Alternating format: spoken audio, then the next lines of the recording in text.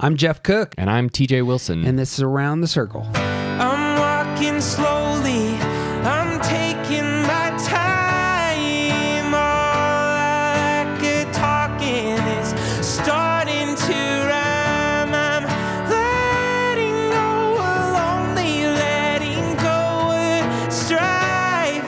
I just can't get enough of this beautiful life. The Enneagram is a map of the human personality. It's a tool for navigating relationships, creates language for what motivates us, and helps us look at the way we look at everything else. Most importantly, the Enneagram's a mirror because sometimes you need help seeing yourself. My name is Jeff Cook. I'm a philosopher in Greeley, Colorado, and with me is TJ Wilson, businessman, lover of theology, and Enneagram ninja. Hello. Boss, Hey. today we are talking about the centers. Neat. I consistently look at the list for the centers, and the centers balloon into 28 different topics. And so I can't promise that this won't balloon. Are you suggesting that we might talk more than we were planning about a subject? We might go long. Center is head, heart, gut. It's how you receive the world.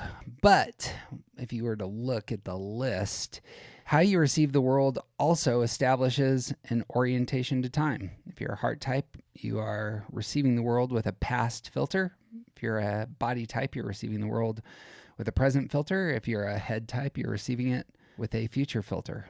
And all of these are associated with underlying feelings of shame in the past, anger in the present, fear in the future. You can see how there's all this mix that's going to start to begin to be associated with our centers.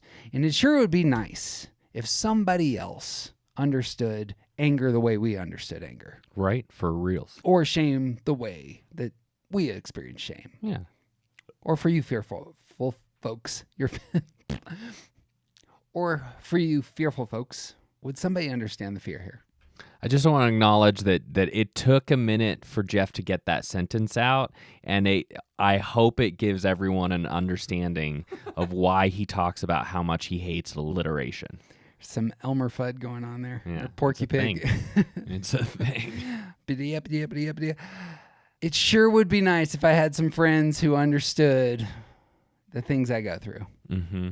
I love this overlap of there are some people in our lives who are our friends and they share our center, and there's almost a vocabulary and unspoken mutual understanding of the world because we receive the world through the same center.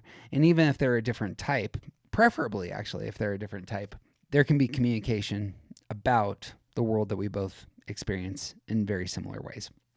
Sort of like a cheat code on the level of understanding. Like there's just some people that you interact with that like things just click, you know?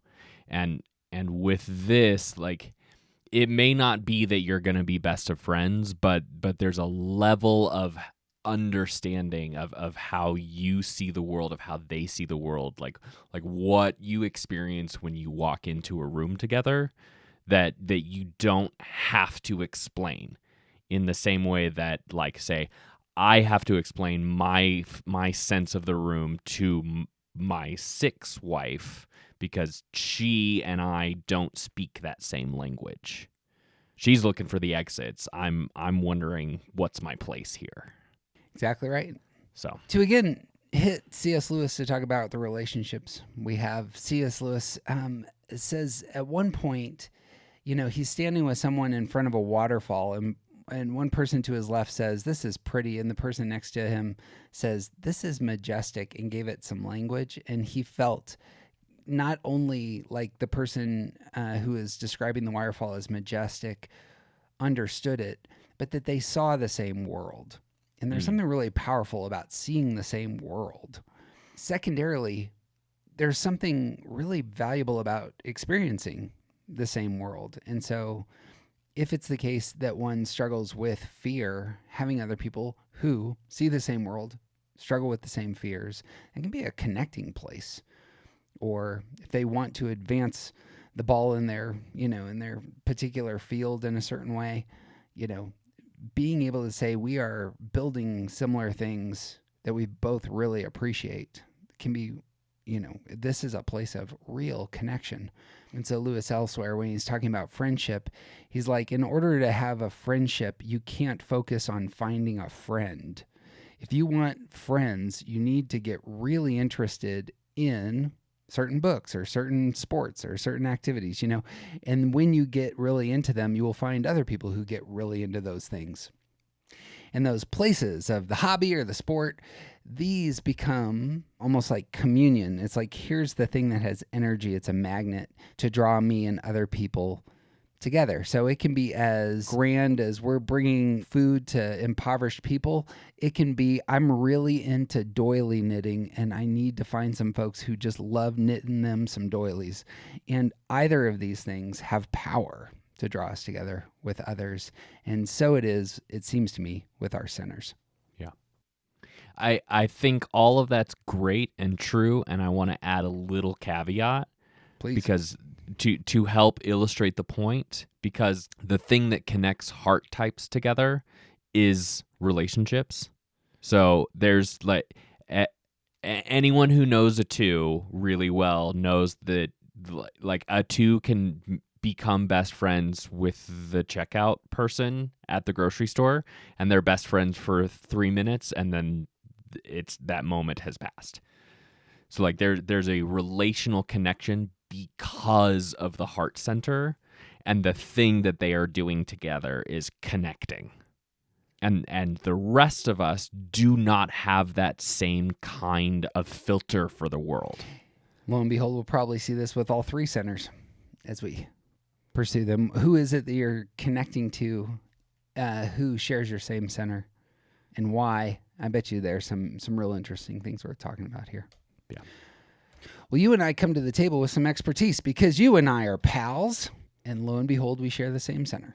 It's true. We are, and we do. We are both body types. And so this will be a good place, I think, for us to start. We can talk about how you and I come to the world.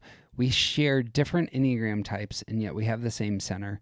And so our friendship often revolves actually around these places, as is said commonly as an illustration for us. You and I share similar spaces that we oversee.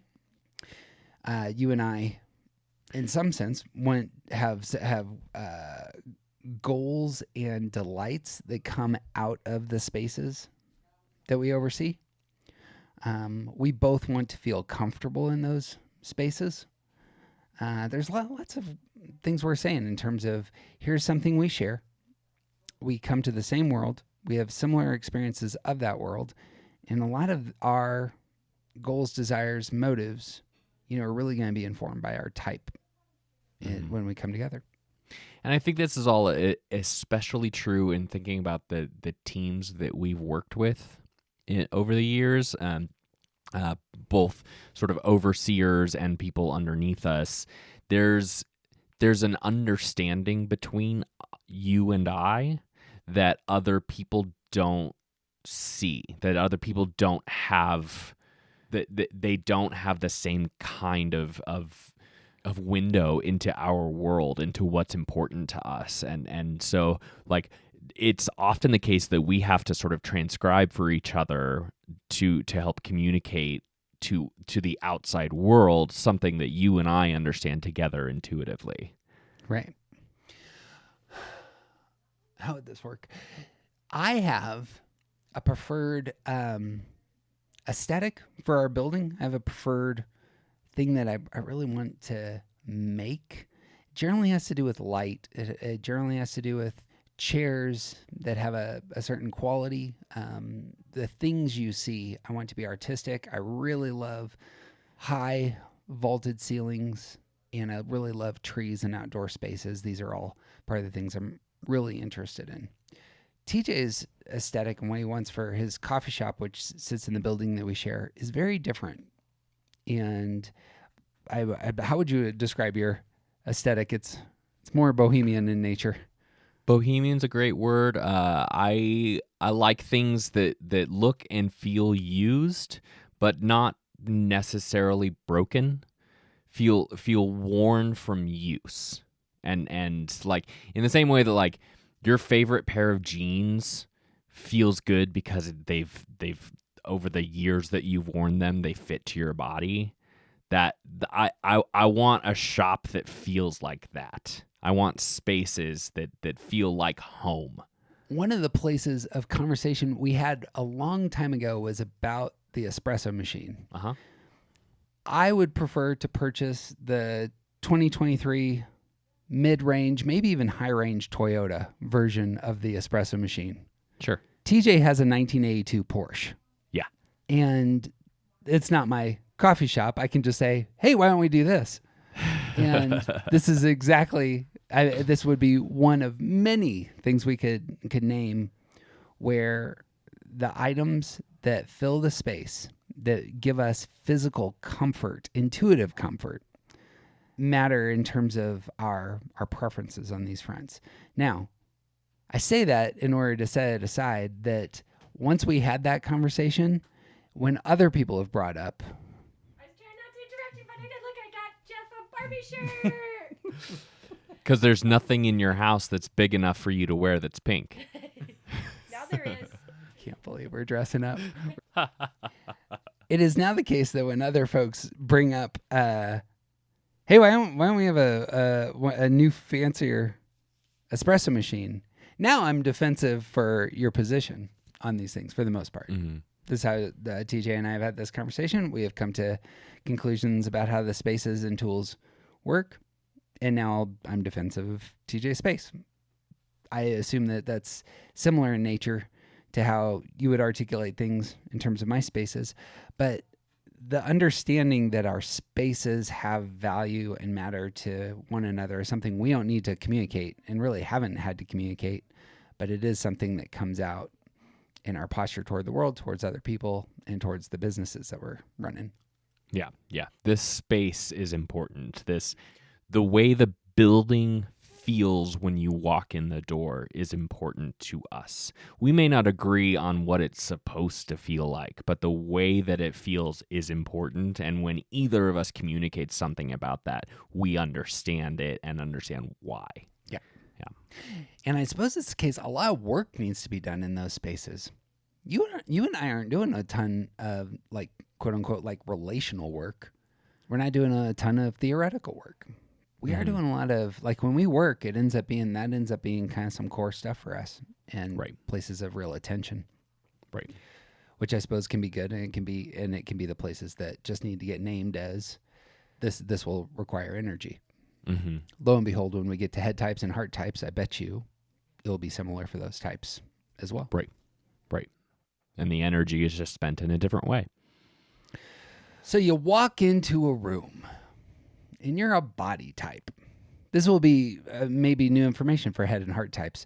Body types walk into a room and their radar is up and they're receiving the world. And the world that they're receiving isn't going to be the relational world that TJ was talking about when you're going through the grocery store and looking for your friends or people that you know, or who can I connect with, as it were. Mm-hmm. The way that body types come into the room is very intuitive. It's very, I'm going to feel the space. And primary there is what can I control? I imagine it's the case for 9s. Does this feel like a disordered, chaotic space? For 8s, do I feel vulnerable intuitively? And for 1s, I get the sense that I'm entering spaces and assessing based on, what am I basing stuff on? I enter the room and it's, do I have a place here?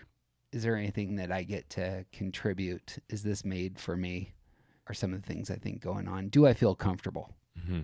You got thoughts on that? I think part of that is also, like, for each of those types, I think it's also, there's a part of it that is about like who's in charge here. Because if it's chaos and no one's in charge, then I kind of don't want to be there. If it's for 8s, who's in charge? Am I going to have to throw down with them? Are like, who is in charge, and are they trying to control me? Yeah. And so that control aspect is a big part of what we're all sensing when we walk into a space. I suppose I was trying to divide it up between the three, and I bet you all three actually do come to the same room the same way. That is kind of, as you're saying that, Yeah. the perceiving of the room, and is there order? Is there leadership? Is it comfortable? These are all primary. Yeah. Do I have agency here? Yeah. Over myself.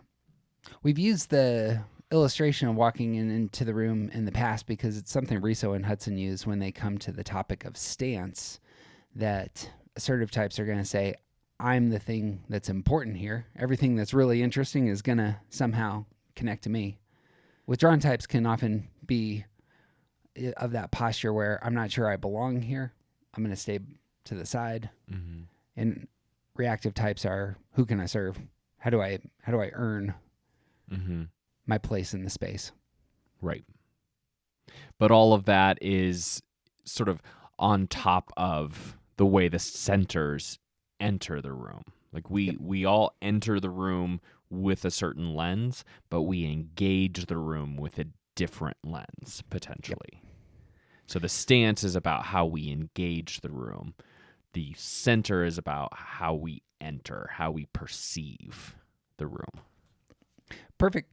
It ends up being you receive the space and engage it in different fashions. And we've covered this in the past numerous times, but 8s are going to demand the autonomy that they desire. 9s are going to withdraw for autonomy, and 1s are going to earn autonomy. But it's that control element, that agency element, that I'm experiencing the spaces. That's part of entering the room. Right. And here's the kicker: is if an 8, 9, and 1 walk into the room together, they may have just this mutual understanding of what's going on in the room. It doesn't even need to be said. It's like you're like, yeah, things don't feel right here, and you could probably just look at each other and say, you know. I think you and I have done that. Like we've walked into like coffee shops or restaurants or something, and be like, this space isn't right. We need to go. Signed up for the wrong conference. We've definitely done that at venues. This is the wrong space. Is going to have a mutual understanding. And I suppose on the flip side, this is the right space. This is so well done. This is very cleverly put together. You know, this took a lot of intentionality. Those are things that we will also intuitively understand and probably not need to say a whole lot. But right. I feel like you and I are generally on the same page with those sorts of things. And when we aren't, it often has to do with it's this interesting play on how our type engages and like the further division of what we're looking for. So like I remember going to see a show together several years ago at a venue in Denver. And it was a venue that every time I've been there in the past, it's a standing venue, and they had set out chairs for this show. And it was in like an hour and a half long show, and it was good material by an excellent presenter that we were both excited to see, and the space looked like we both felt good going in, and then we sat down, and I was like, nope, this is going to be bad. Because I could tell just by the chair that was going to sort of like ruin how we the people experienced this event, because the chairs were so uncomfortable. Yeah. It's like those chairs are fine for like 10 minutes, but for an hour and a half long presentation, bad news bears. Yeah. Yeah, this is another thing that TJ and I share. We were both involved in church work, and a lot of our work ended up having nothing to do with actually what's communicated. It had to do with setting up the room. Yep. And other people think we're nuts for the rearranging of the chairs, or the focusing so highly on the lights, or spending an hour doing a sound check, etc. Right. Right. And you and I both know that if those things are broken, everything is ruined. Right. Like Right. if you screw up the room, people can't engage. Right. May not even realize that the room is terrible too. Right. Yeah. I've had conversations with a lot of people who couldn't put their finger on what was wrong. And it's like, oh yeah, it's because they weren't lighting the space right, and you could feel it. Like it messed with your eyes. You could feel it. Yep. But you weren't aware of that because you don't have an intuitive sense of the space. Right. Yeah. One of my favorite Enneagram Ones on film is Fassbender's Steve Jobs. And there's 2 scenes in which he's presenting the new computer and he's obsessed with turning out the exit lights on the sides of the room, which is illegal. Like, you can't do this. Right. But he's like, the effect, they spoil the effect for him. Like, he wants the only thing illuminated to be this blue, iMac in the center of the stage. And if there's red exit lights, it screws everything up. And like, they spend forever trying to navigate that one thing. And when it gets it, and you'll understand, like, that's just a microcosm into how much detail he and Apple and, go into the physical feel and touch and presentation of those devices. Right. Apple's the most valuable company in the world because of his obsessive qualities on these fronts. Right. I mean, and it's oftentimes an indescribable intuition about what needs to be right. Yep. It's the font makes you feel a certain way.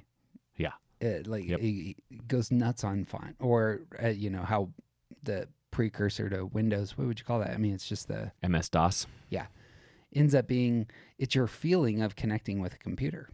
That's indescribable, but it's just high radar for that. Yep. Anyway, I imagine, what's the dude's name that he works with who does all the design work? Can't remember, but the dude who does all the design work, I would bet money is a 9. Sure. And very much behind the scenes, intuitive sort of guy. The simplicity that is demanded, the lack of chaos that's demanded in the design of these machines ends up coming out of that 9-ish kind of motive. Yeah, because not wanting conflict is it's oversimplified, but because we want things to work the way they're supposed to work. We want things to our experience of the world to be harmonious with the things that are happening. And like I particularly, like, I've been working with computers my whole life, and I've always been a Windows person up until about 10 years ago, and I switched over to a MacBook, and I'll never look back because the MacBook always works. And I have been with countless Windows machines that, like, they're better if you want to have more control, but they're not better if you just want it to always work. Right. And this is a thing that, like, I won't go back to Windows personally because my Mac stuff always works. Love this in terms of an illustration of intuitive center. We were having a conversation with a gentleman the other day who was talking about his communication style as an 8. And he said, I want you to feel what I'm saying. There's the words, there's the content of the words. There's perhaps the heart behind the words, but then there's something else. It's, I want you to feel my language. 9s do this, 8s do this, 1s do this in terms of how they communicate often is targeting those levels. Yeah. And so, like, I think 9s and 8s are easier to see. Oftentimes 8s can command a room with their voice because they want to establish agency control. This is how things are going to go if I'm the one with the microphone. Right. 9s, very differently, are going to try and control the room, but do so in a calming, let's move from here to there, let's see that we're united posture. And it's not just through the topics they communicate. It's also how the topics are said, tone of voice, and the rest. Yeah. And there's also even a sense of, like, I would like to disappear into this and let the thing that I'm saying be the thing that's presented. Not me. I want this thing to be upheld. Yep. Which is a good way to think about withdrawing for control. Sort of like, I'm disappearing so that the thing that I care about is what's present. Yeah. You could probably speak to this better than I can. I don't think I'm aware. My gut for 1s is that my voice is trying to move things forward. And TJ will know this. Like, I can become incredibly profane at times, and it's often for the sake of moving things forward. Like, I actually want to pull people into something else, and the profanity gets, I'm using that as a tool to get things in motion towards those ends. I think there's a level of like things need to be moving toward better.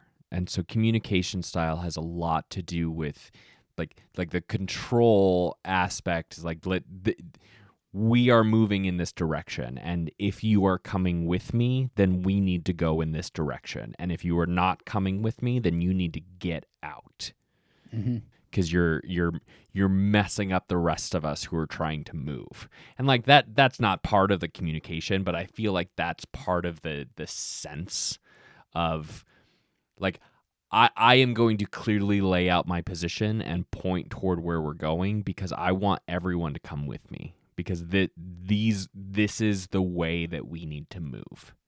And I'm going to lay out my argument for how and why you need to join me. Yep. The kind of last thing for me ends up centering on underlying feelings. So for 8, 9s, and 1s, they're going to understand each other's anger. Yeah. We don't have to describe what it feels like to be angry ever. Yeah. And to even assert, I want to have control over my spaces. The reason that anger comes up for 8s, 9s, and 1s is out of that. They can't control their spaces and comfort or their effect on the world. Yeah. But it's mutually understood, yeah. Yeah, and I feel like being in between 1s and 8s, I feel like that 9s have a sense of like seeing and understanding and not being as affected by the anger that's around us, like because we get it. It's like I know that anger is in me somewhere, and I feel it, and like I get it. I'm not accessing it the same way that y'all are, but I get it. So I don't sense that anger the same way that other people might. Now, if it's directed at me, that becomes a whole other thing, because I'm trying to avoid conflict. But when I see it expressed, it's like, okay, this is appropriate, and here I'm going to come alongside and say and explain to the other people who are the object of the anger, this is why this happened, because I get it. I think lastly, on that front, you and I get to experience this all the time, that we work with an 8. So the 3 of us have different tools we're bringing to the project. The 8 that we work with is very interested in what's happening next week, and we better be prepared, and we better have everything stocked so that I'm not set up for failure when time comes for the event I'm throwing. Yep. Lots of future tools for the 8. Yep. TJ routinely is storing every type of, cord that imaginable in all sorts of different spots around our building, because these are things that we may need to get the job done in the future and keep things moving. Yep. Past focus tools. You sit down with me at a meeting and it's almost 100% present. Here's where we're at. This is what we're doing. Execute. Yep. The joke I like to make is if we're not using it right this second, let's get rid of it. Yeah.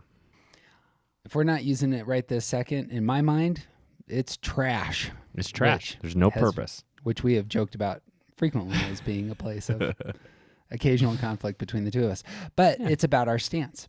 Right. We have the same goal, different tools. Yeah.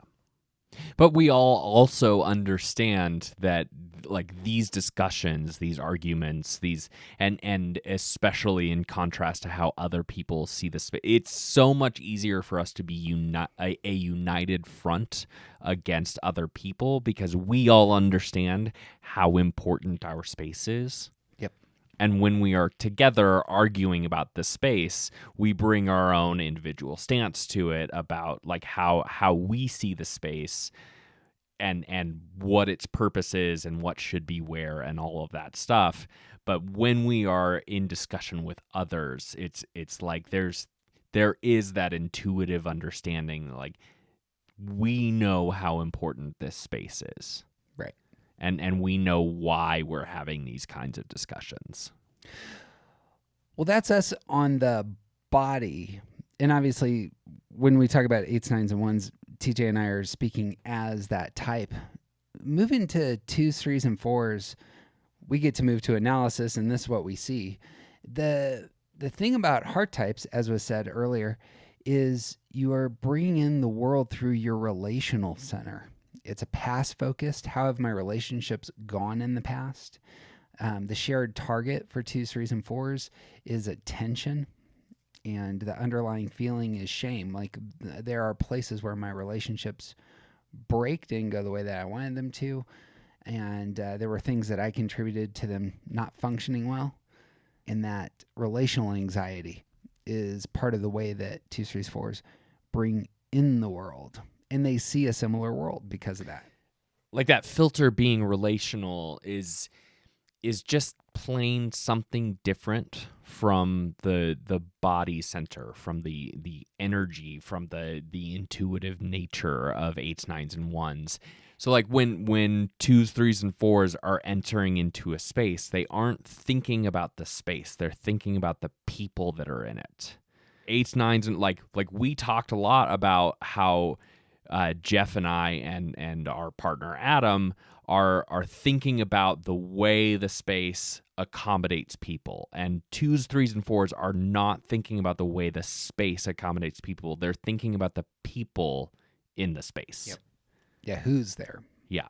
Who is there? How are they connected? How am I connected? How do these people see me? How do I see these people? It's all about the relational aspect of the world, of our connection to each other, and even 3s who are so I don't want to say ambition oriented, but like they're so work oriented. Their filter is still about the people nature of their work.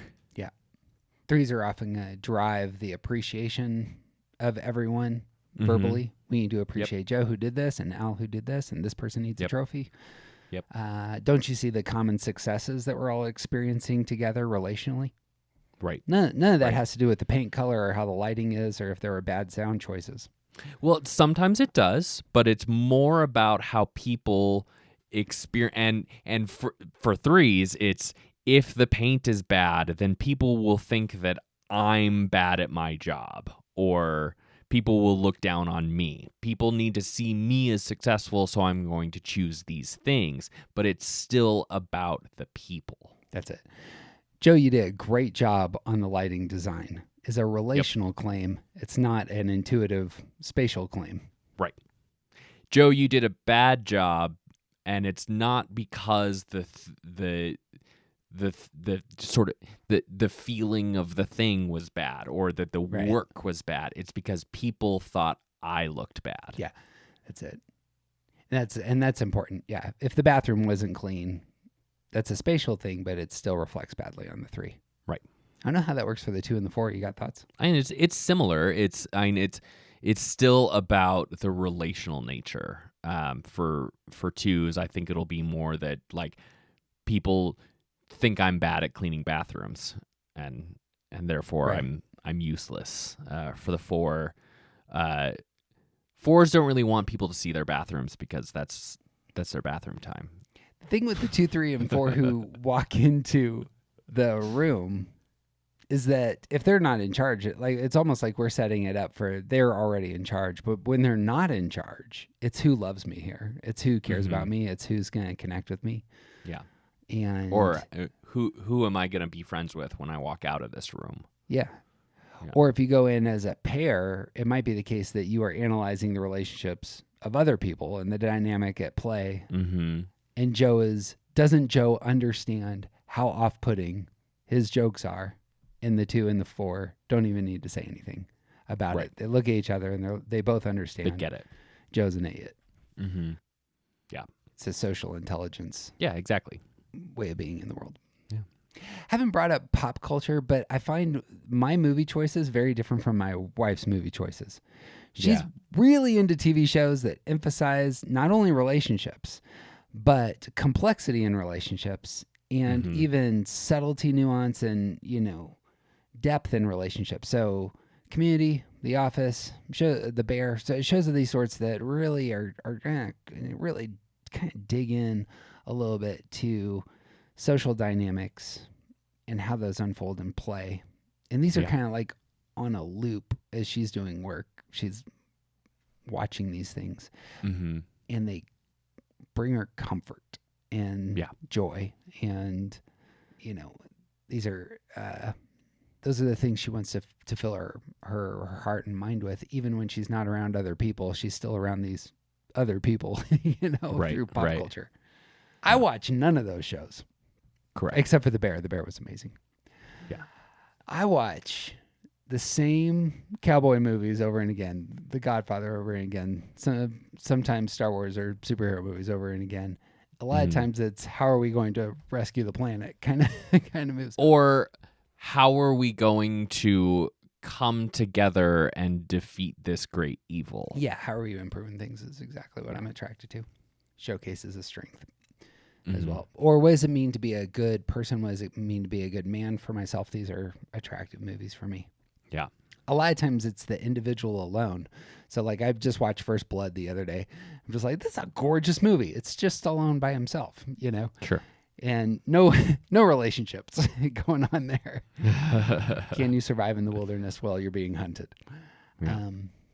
Anyway, I'm curious about this because you love Community I do. and shows of this sort, but it's different. Am I wrong? Oh yeah, it absolutely is. It is not about the relational nature. The ensemble pieces is not why I'm there.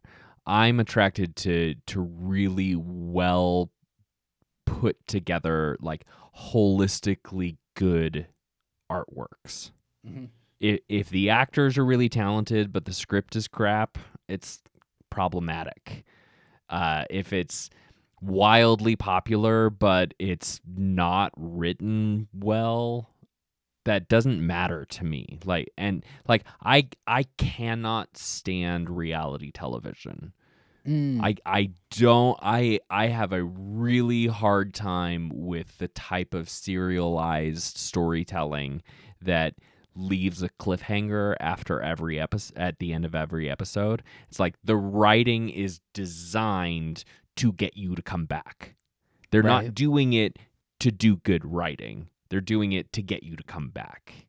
And so like that sort of holistic understanding of things that are written, composed and executed well. This is why I don't watch the last 2 seasons of The Office. It's because once Michael Scott left, they were mainly continuing in order to continue, not Right. because they had good stories to tell. So yeah, I am not drawn to the communal nature of the shows that I like, that Kelly and I like together. I am very interested in a holistically good thing. Right. And she's drawn to seeing the emotional depths, encounters, chemistry at play. How are they Right. giving each other attention? Right. Yeah. That's the thing about ensemble pieces of that sort. Everybody does get their place, to have attention. Mm-hmm. The ball's kind of passed. Yep. Again, a mutual understanding there. One of my favorite things I learned this year was from Chase Barron in one of our first episodes, and he was talking about heart types that he's surrounded by. He's a head type, and he was essentially like, sometimes you walk into a space where you realize there's a dynamic, there's a flow, there's a game being played that you're not a part of, and you don't know the rules to, but they know it. Mm-hmm. And that's my sense of heart types, is they know the game being played, and the rest of us are can be, if we're not emotionally intelligent at those levels, or if we don't care, are just kind of left out. Right. Yeah, they're 2s, 3s, and 4s have an intuitive sense of that game because they are feeling centered, and it's different from our intuitive sense of the space, and it's different from head type's intuitive sense of safety. Yeah, for the 8-9-1, how are we moving this ball forward spatially? For the 2-3-4, it's effective in a different way. It's your relational connections, depth, grounding, the chemistry there.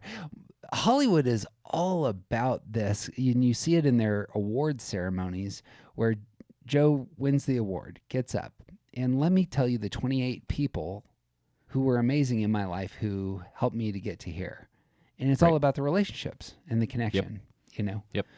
Sometimes you'll see somebody get up and they will tell a different kind of story, or politicians will do this. Like Mm-hmm. they'll get up and say, here's the 28 people that made this victory possible. But some politicians will get up and say, here's what we're going to accomplish tomorrow, and it's going to be incredible. Get on the boat with me. We're going someplace amazing. You know, Right. very different motives. Yeah. I think like looking at the world of politics, that is a great way to think about that difference, because you can very clearly see politicians who are talking about people versus politicians who are talking about stuff happening Mm-hmm. versus politicians who are talking about resources. Yeah, there he is. That's a good one. Yeah. Or what to be terrified about. Yeah. Comfort, resources, your emotional status. Those feel like the three things, aren't they? Yeah. Like, are you feeling comfortable in your body and your spaces, and the rest you're probably doing okay as a body type? Mm-hmm. Do you feel like you have what you need? You feel insecure? The desire for the head type. And here, that 2, 3, 4, if you're emotionally doing all right, if your relationships are going well, it could be the case that Mhm. your bank account is completely empty. But if your friendships and, romantic life is thriving, I imagine the heart type is probably doing just fine. The bank account's not great, but the thing that matters is connection. Yeah, just People. not the priority. It's okay if you can't go home for Thanksgiving because you have Friendsgiving. There you go. Yeah. Yeah, how are you going to get your fix? Connection and emotional understanding from those other people in like that. This was something that we had a discussion. Jeff had a discussion that I listened to with our online group talking about some of this kind of stuff. And as I was listening to it, I was thinking a lot about the way that that people in their center discuss their center Mm-hmm. without necessarily talking about their center. And I think there's a sort of, there is that unspoken understanding with 2s, 3s, and 4s that when they are talking about feelings, the other person, like when you are a 2 talking with your 4 friend about your feelings, you can talk about your feelings in a way that you just can't with other types unless you've learned that behavior. Yep. In the same way that you and I and Adam all understand space, 2s, 3s, and 4s share that understanding of their own emotional landscape and how to communicate about feelings without needing to temper it or to like so many people in the world cannot handle listening to people talk about their feelings. And 2s, 3s, and 4s just aren't that way. Right. They get it. 3s to some extent will check out if they're not efficient. Yeah. Yeah. But they understand it. They understand it. That's what it is. Yep. They Yeah. may not have the patience to sit there with you. Correct. Yes. Right. In the same way, this is a good illustration of that. In the same way that you and I and Adam may tug of war for control over our spaces, there's a tug of war for 2s, 3s, and 4s, and it's over the attention of other people. Mm-hmm. And that's just worth naming. Yeah. Yeah. Oh, yeah. Shared understanding that this is a resource, this is valuable, this is kind of what I'm in it for. And so if I actually give you space, I mean, this is a common experience of us. If I give you space, that's me saying I love you. I care about you. I believe in you. And I think that the stuff you do matters. Mm-hmm. I feel like that's similar for the heart types.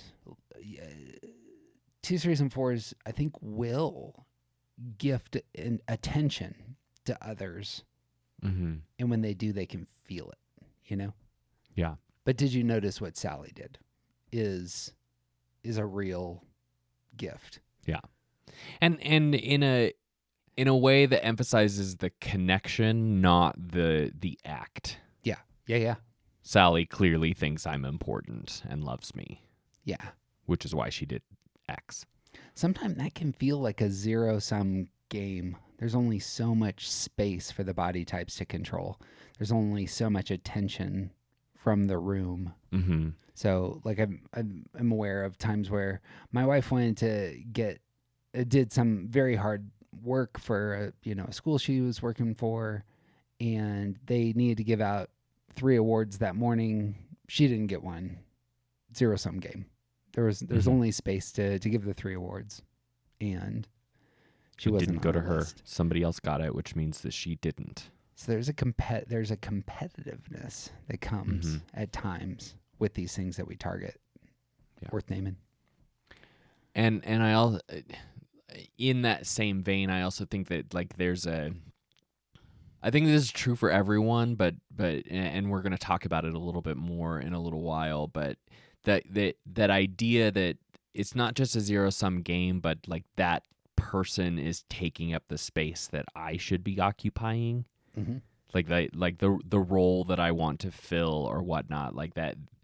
It's not just that there wasn't enough attention for everyone to get some, which means that I didn't. It's also that like somebody else is in the spot that I should be in. Yeah. And especially when that is someone of the same center, there's a deeper level to it. Right.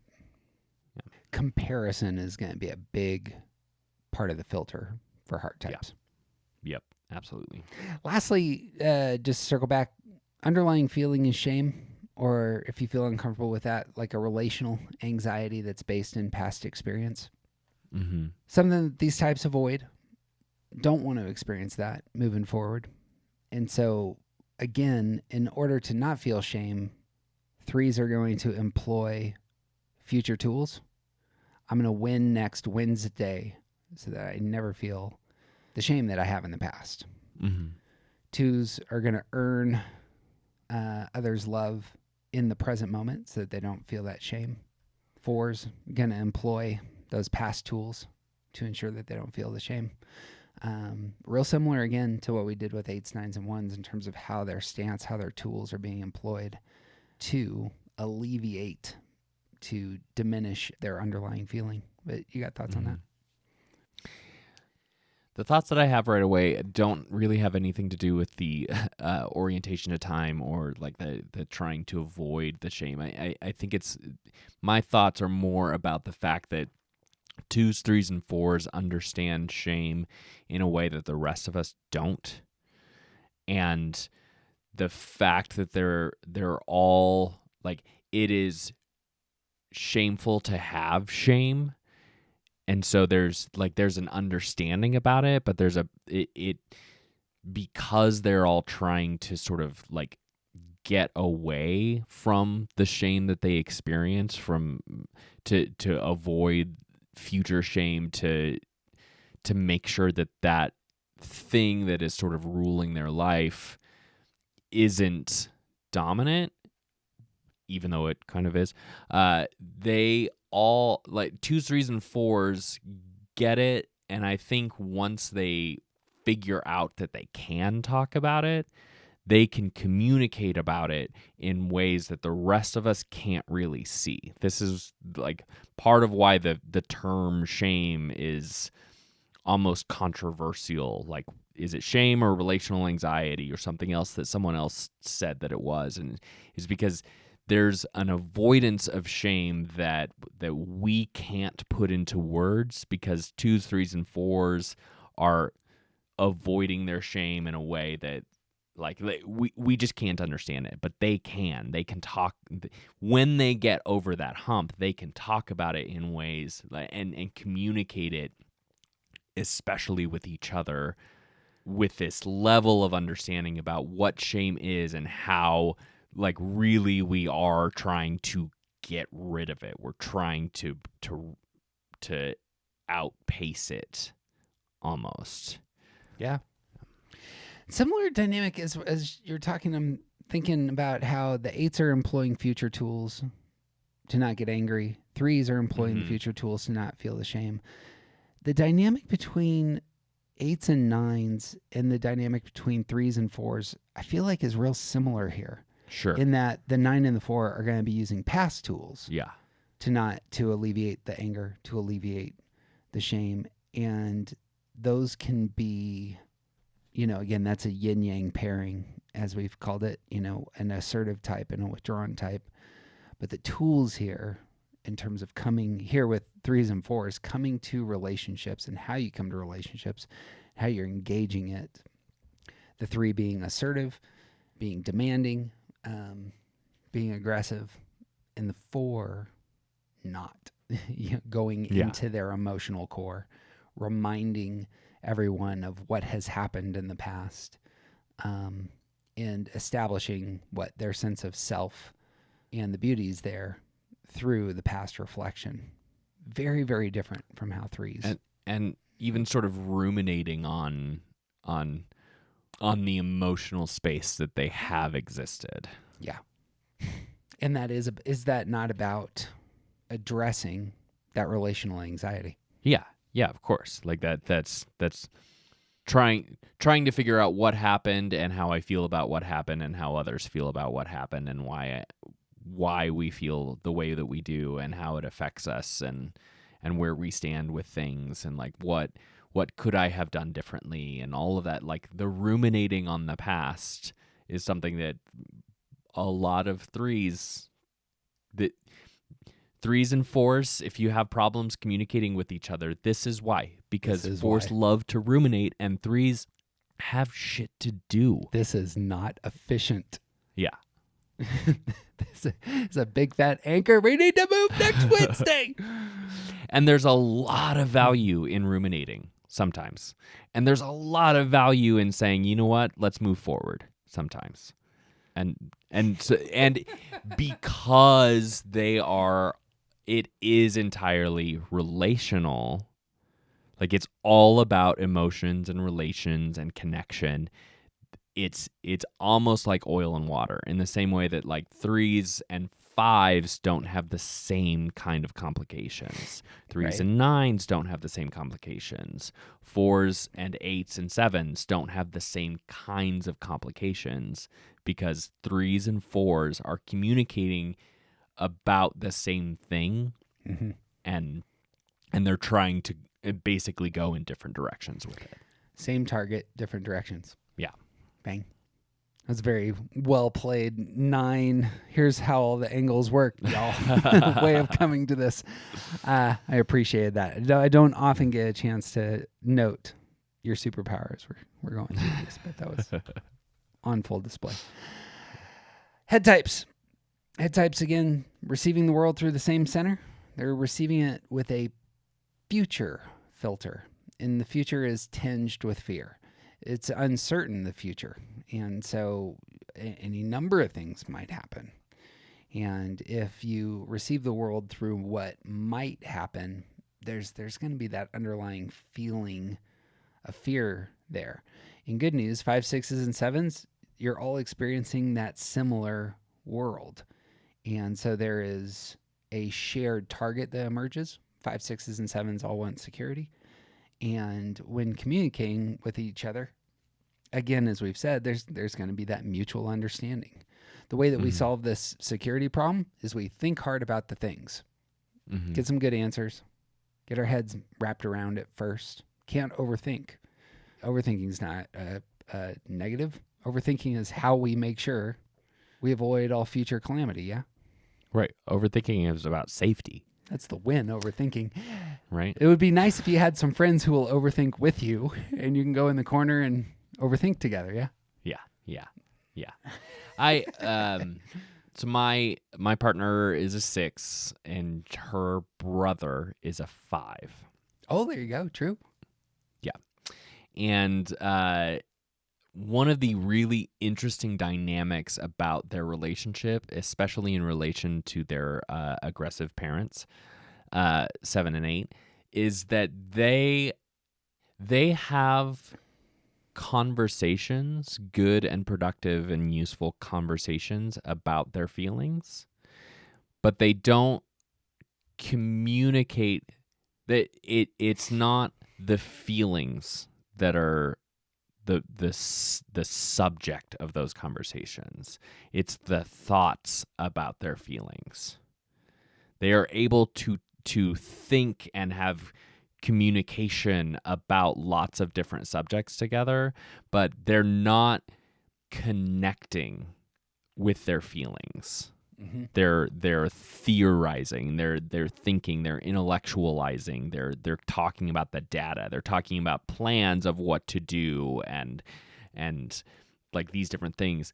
Their communication about their feelings is not in the same way that heart types talk about their feelings. Heart types connect over feelings.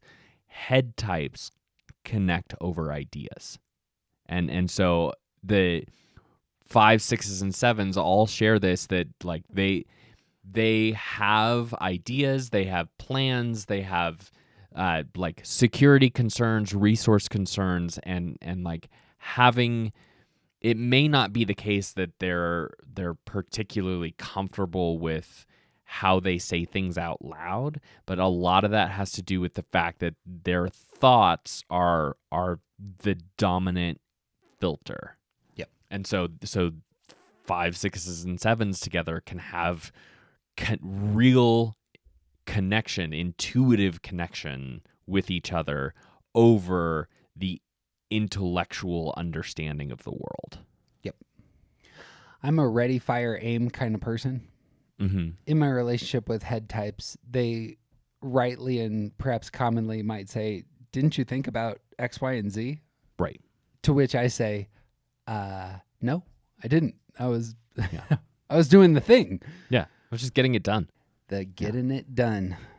Effective versus what? The theoretical versus the mental, the life of the mind side of, we need to think about the things so that we don't make the error when we act.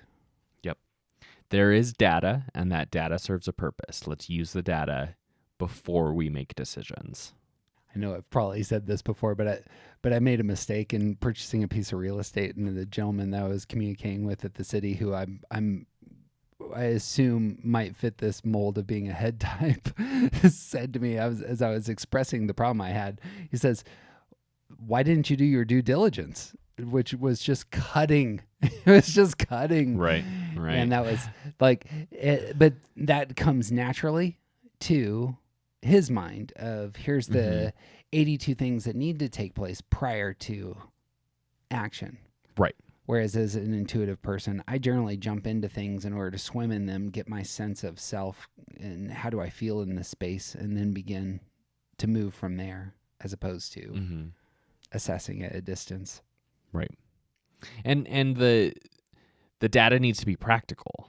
Like there's for 8s, 9s, and 1s, the purpose of the data has to do with what we're doing and how we feel. If the data doesn't line up with the very real sense of what we're actually experiencing, then the data doesn't matter. Right. And that is not true for 5s, 6s, and 7s. Or on the flip side, there's a great scene in Oppenheimer, if you haven't seen it yet, in which he's a theoretician, Oppenheimer is, and he's saying theoretically this is how one would split a atom in order to create a surge of power. And if you put that in an explosive device, this is what will take place. And he's having a conversation with a military man who is very much I need this so that we can do the thing.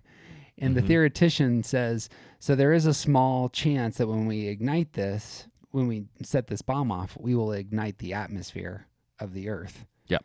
And the guy goes, That's possible. "Are you saying that we might destroy the planet?" He says, "There is a chance that's not zero that we may destroy the Earth when we hit this button." And the military guy goes, "That's not what I want to hear." And he goes, "What do you want to hear?" He says, "I want to hear zero. I want to hear that there's zero chance that we ignite, that we destroy the planet." Yeah. He's like, what do you want from me? It's theory. Yep. Makes me laugh. Anyway. It's all about the data.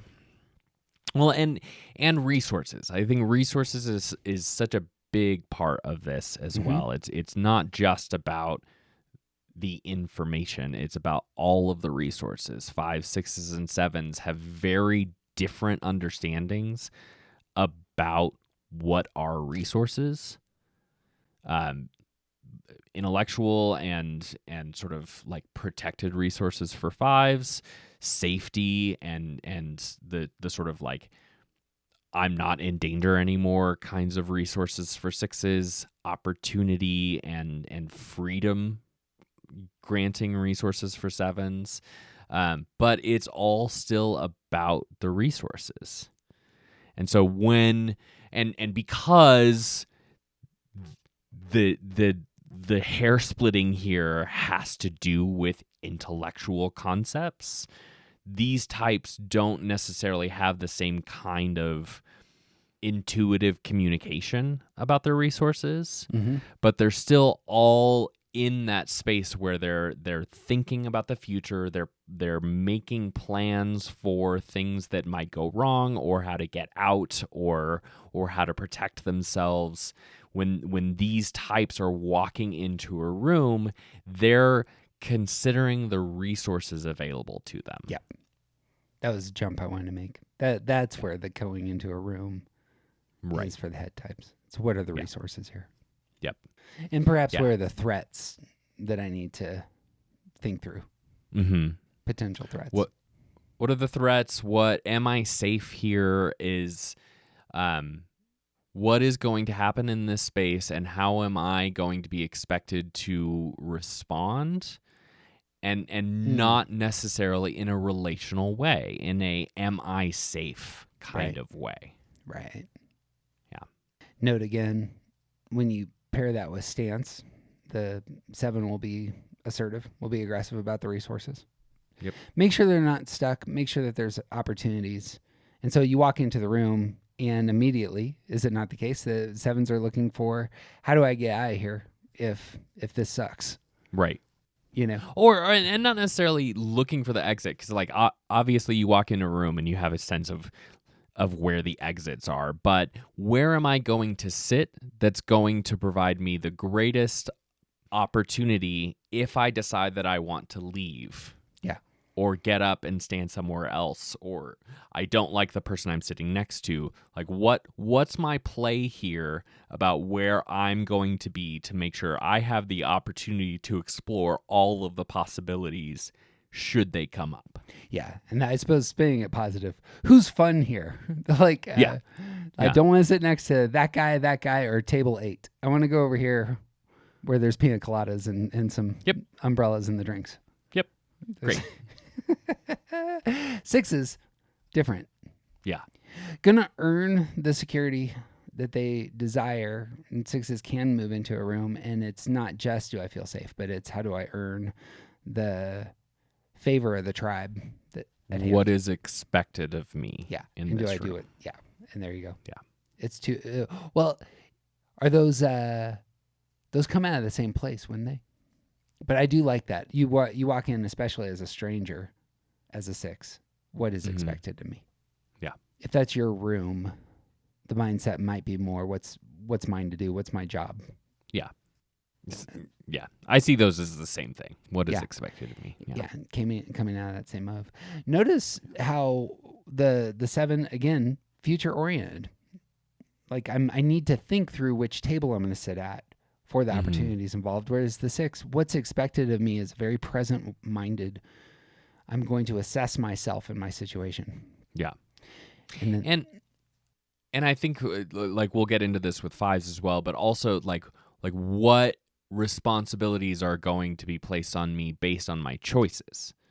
So if I choose to sit next to that table full of 8s, am I this means something for my opportunities. This means something for my safety. Like that the choices I make are part of the intellectual decisions in the intellectual processing. So like if I put myself into this space, what are going to be the potential consequences? Am I going to be able to get out of it? Because I will make a different choice if I can't get out of that for a 7. Yep. Etc. Yeah. 5 is going to walk into the room, safety on the brain, yet be pulling from past tools? What do you have in your back pocket that you can pull out to make you feel comfortable here, And what secure here? what do I know about these people, this activity, this group, Yep. this building, to help me understand how to navigate it? Yeah. What resources are available to me to ensure my safety and my comfort in a way that, like, I can stand back and observe it to know where my place is in the room. I think fives really would overemphasize their temperament in these ways. Like, you need to have the right temperament in the room. That's a resource. Posturing yourself such that not a lot of it is expected of you. But when something is expected of you, you can meet the challenge.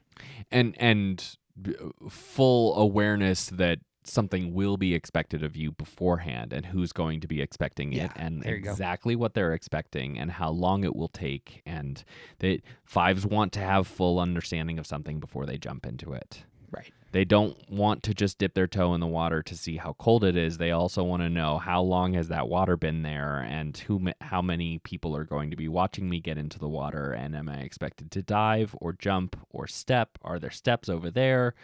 How deep is the water? Like, fives don't just jump in. They want to understand before they engage. And this is part of their withdrawn stance. When going into a room filled with musicians, my 5 child is really aware of the sort of dress code they need to have to be in that space. Yep. And that's a resource. Yep.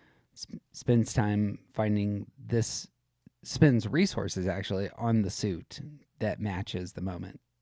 Yeah. So that they can actually, my child is a drummer, can actually kind of blend, can find their little spot that's, their space where they contribute. I suppose in my head that the what he's wearing is a big part of the preparation to entering the room. Because it also has to do with whether or not people see him as competent. Yeah, there it is. Oh, that's true. That's a good one. Yeah. There's a lot of very famous drummers who drum without shirts on. Mm-hmm. And someone who actually knows what they're doing, watching some hack just throw sticks around because this is what's cool, but they're cool because they're in a punk band and they play without their shirt on. Mm-hmm. An actual musician is going to look at that person and say, okay, I will always wear a shirt because otherwise I'll look like that. Yeah, you're not wrong. Yeah. Circling back to underlying feelings, you want to talk about fear and shared fear? They understand fear as a 5, 6, 7 in relationship. Yeah, I think communally, societally, we sort of discourage fear in ways that are unhelpful to a lot of people. And 5, 6s, and 7s being sort of like pushed away in the same way that, like, we all sort of like push against shame. We all sort of push against fear, and then 5, 6s, and 7s get to have their own sort of private understanding of, like, there are dangers out there that we are all looking out for, and apparently we're the only ones. And there's the way that these types can talk about and engage fear with each other that is appropriately divorced from A, needing to solve the problem, B, how it affects, like, just the fact of having fear affects relationships. But when 5, 6s, and 7s are talking about it together, when they can have shared experiences and shared conversations about that fear, it's not about the relationships. And they don't get that when they're sharing fear with 4s or 2s or even body types, because we're trying to fix the fear. Right. or even discount it. We do a great service in discounting the fears of 5s, 6s, and 7s because their fears are real and yeah, to us some of the things may seem ridiculous, but what we should be doing is disproving it, not discounting it. We should be showing them that like what they're afraid of can be managed, it is something that we're so far away from that it's okay. This is not, when we get closer to it, let's be afraid then. But our instinct of our habitual discounting of fear is it's a disservice. But 5s, 6s, and 7s can be in that space together and Right. share that language. I suppose that's what I'm thinking. I'm imagining people who work at the CIA or, are part of some sort of safety organization. They're part of the Coast Guard. And there's an intuitive sense this could go very, very badly. So we need to do these 82 checks in these orders because this is how we're going to ensure that the terrible things don't happen. And we've thought through this process. And somebody comes along and says, do we have to have 82 boxes on that checklist? And the 5s, 6s, and 7s say, yep, get out. That's exactly how it goes. You don't belong here. That's funny. I think that's real helpful. I was at the airport recently watching a pilot do the exterior check on an airplane. Mm-hmm. And I only know this because I'm friends with a pilot who took me up in his little 2-person plane once and did all of those checks and then explained to me why he did all those checks. Mm-hmm. And he is a 1 and he does all the checks because this is the rules. And my wife, who would absolutely not ever go up in that plane with him because she's also terrified of heights and look at this stupid little plane, what if it breaks? The Buddy Holly special. Yeah, right. She would do all of those, like if she were to ever become a pilot, she would do all of those checks because she knows she would have done the work to understand what she's checking and that this is about the safety of the plane and the people that it might fall onto, and like if the plane doesn't work, that's a problem. And this checklist is not about satisfying some government overseer. It's about ensuring the safety of the plane. Yeah. Yeah. And like that's just what you do because this is about the safety.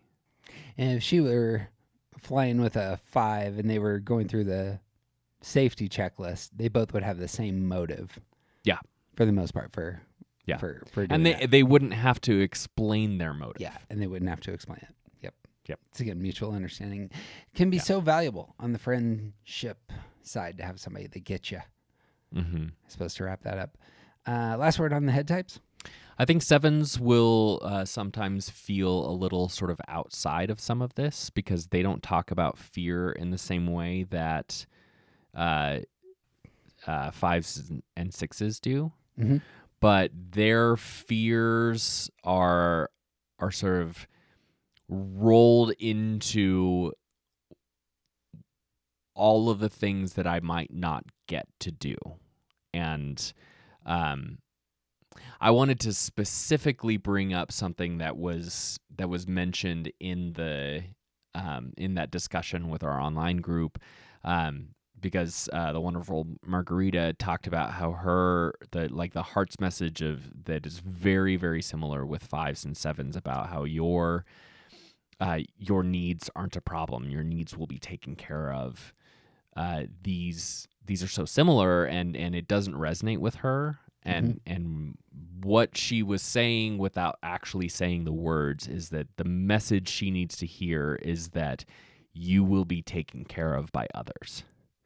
And there's this underlying fear with 7s that they don't want to call it fear because they're trying to avoid negative experiences, but that they won't be taken care of, that the things that they need won't be available to them. And that has so much to do with the sort of opportunities, like always having your foot in the door is about making sure that you can always take care of yourself if you have to, that you're Right. never going to be stuck. And so in that way, when 5s, 6s, and 7s are talking together about ideas and resources, fear may not come out the same way, but that intellectualizing of the world, the categorization of data, that's the thing that exists, that is intuitively, they can have the same understanding without having to name it. Love this. 2 things I wanted to hit before we sign off. The first is next time I want to do one more relationship podcast, and it's a relationship that I don't recall that we've talked about this, and it's the relationship that you share with yourself. I think that there's lots to be said about our Enneagram type and how we experience ourselves through this lens. Yeah. I also have an intuition that music is going to help drive us into those spaces. Because a lot of times you're singing about, like, this is how I feel, or even you're singing in a way the songwriters might sing a song to themselves, picking themselves up, or lamenting something, or all the rest. I think there's interesting things to be done here. So that's where I'd love to go next time. Yeah, I love it. Lastly, and we've been talking about like relationships between 5 and 6, or 5 and 7, 7 and 5. The one set we didn't really hit of types that share your center are those who share your type. 7s share the same type as 7s, the same center. Ones share the same center as other ones. There is a different kind of relationship with people of our same type that often emerges. You can have friendships with people who are your same type, clearly, but there's something that manifests here, and it's often a competitiveness in these sorts of relationships that is just worth naming. Yeah. And it often comes out of the fact that you feel, as a type, you feel as though you have a social role to play. And oftentimes, if another person shares your type, they also feel like they have a certain social role to play that is identical. And that competitiveness comes in. And you can see the world the same way, have the same motives, and find, oh, this person is like me and probably aiming at the same cookie jar. Right. And also, potentially, I hate that I aim at that cookie jar. Therefore, I hate that person. Yeah. Your own self-critique comes out because you see this other schmo. Yeah. They're too outgoing. They're too controlling. They're too in need of the love and attention of others. They're too stingy. And all of that really is perhaps you're seeing something like a mirror in front of you. Absolutely.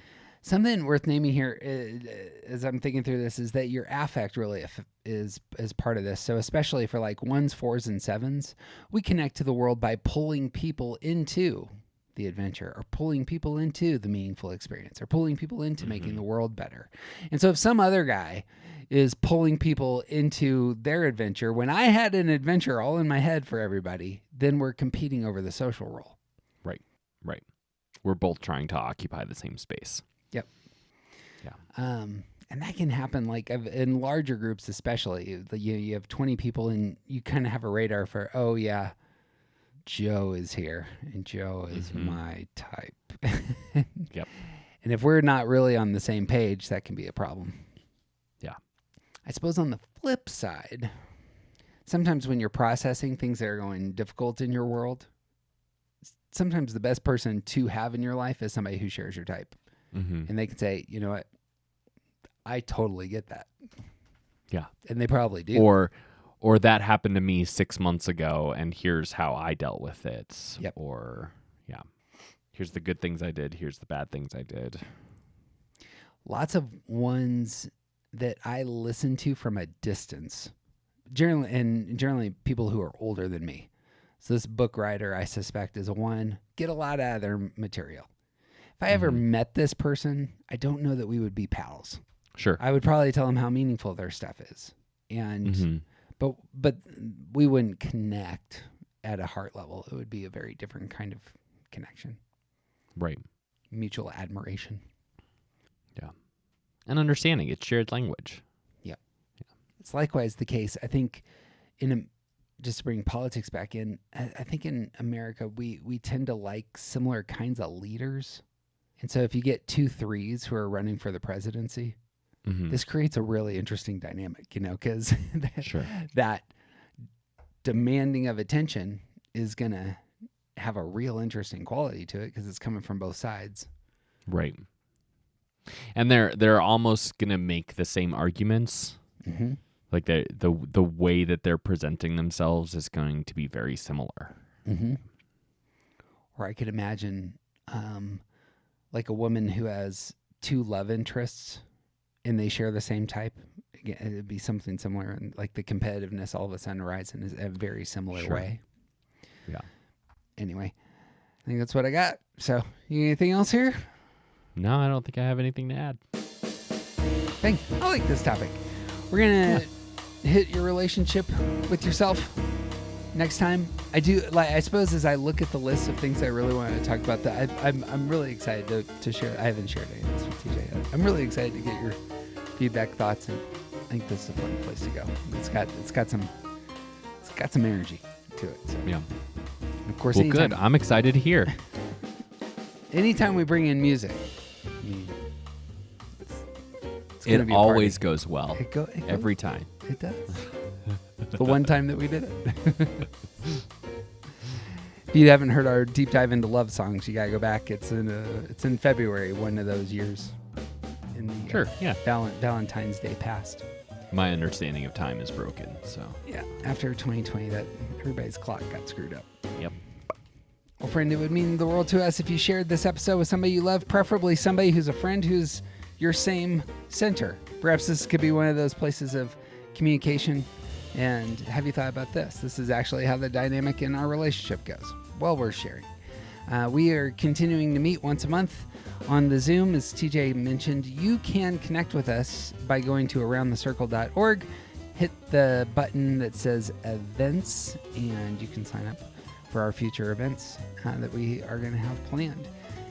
We have 2 other feeds. Start Here, which is our typing tool. So if you get into podcasts, or friends that you have get into podcasts who want to find out their Enneagram type, this is our tool for helping people to find their type.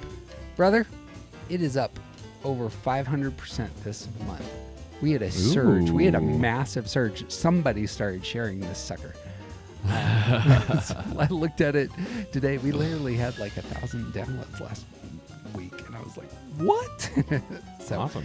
anyway, if that. you're looking to get into the Enneagram or share this with people who want to, that's our tool, and we try and lead people well. And our second feed is called Movie Typing. It also is an Enneagram podcast, and we go through pop culture stuff and talk about the Enneagram types of characters. So intro music is by The Collection as always, and the jazz here is by the Brian Claxton. And if you love this podcast, we would love your help. You can always give us some stars, give us a review. It cannot be overemphasized how meaningful those are to us and our energy and longevity in doing this work. So that's what I got. Anything else? I got nothing, man. It's TJ Wilson. He's officially awesome. I'm Jeff Cook. And who you aren't isn't interesting.